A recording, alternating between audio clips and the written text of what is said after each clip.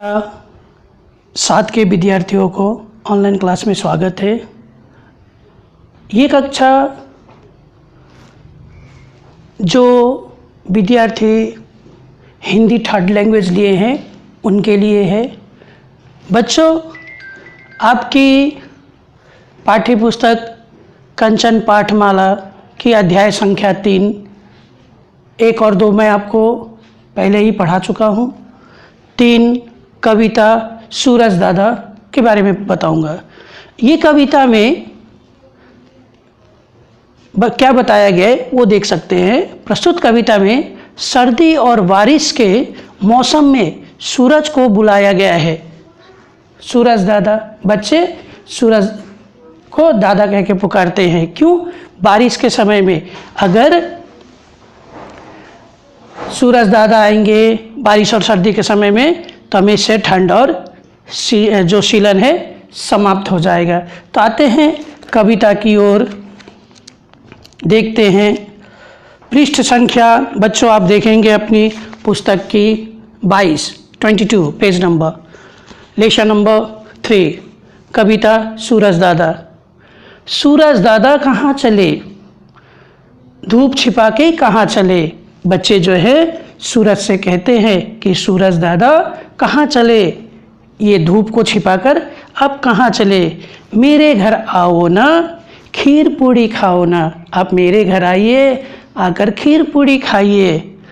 कुर्सी पर बैठो ना, गोरी धूप लाओ ना। कुर्सी पर बैठकर गोरी जो धूप है, उज्जवल जो धूप है, तेज धूप वो लाओ ना। बैठ गया है यहाँ कुहासा, यहाँ तो कुहासा छा गई है। मेरा मन हो रहा है रुआंसा, रोने का तरह। इतने दिन क्या कोई टिकता है, इतने दिन तक कोई दूर रहता है। ज़रा मुझे बतलाओ ना, ये कुहासा जो है इतने दिनों से टिक कर बैठ गया है और आप तो आते ही नहीं है। देखो कल बारिश थी आई, कल तो बारिश आई थी। कपड़े गीले पड़े हैं सिले, अर्थात सिले हुए कपड़े सब गीले हो गए हैं। घर आंगन मैदान है गीला। बादल घुमड़े काले नीले, बादल भी घुमड़ रहे हैं काले नीले। अब तो तुम आ जाओ ना, बहाना कोई बनाओ ना। तो सूरज को कहते हैं अब तो आ जाओ, कोई बहाना मत बनाओ। कुर्सी पर बैठो ना, गोरी धूप लाओ ना। अर्थात बच्चे जो है इस सूरज दादा कविता में सूरज को याद करते हैं, उन्हें पुकारते हैं, आप आइए, आप कहाँ छिप गए हैं, आप हमारे घर आइए, खीर पूड़ी खाइए, कुर्सी पर बैठिए और गोरी जो धूप है वो धूप हमें दीजिए ना, सफ़ेद धूप हमें दीजिए ना।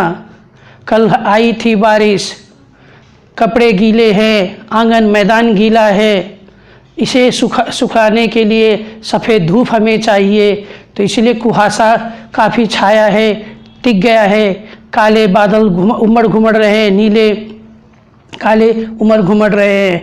इसलिए सूरज दादा आप आइए, हमें इन परेशानियों से निजात दिलाइए। तो बच्चों, ये जो कविता है थर्ड लैंग्वेज हिंदी जिन बच्चों ने लिया है वो बच्चे इस कविता को घर में पढ़ लेंगे और इससे संबंधित जो भी प्रश्न है इसका उत्तर मैं आप सबको दे दूंगा। धन्यवाद।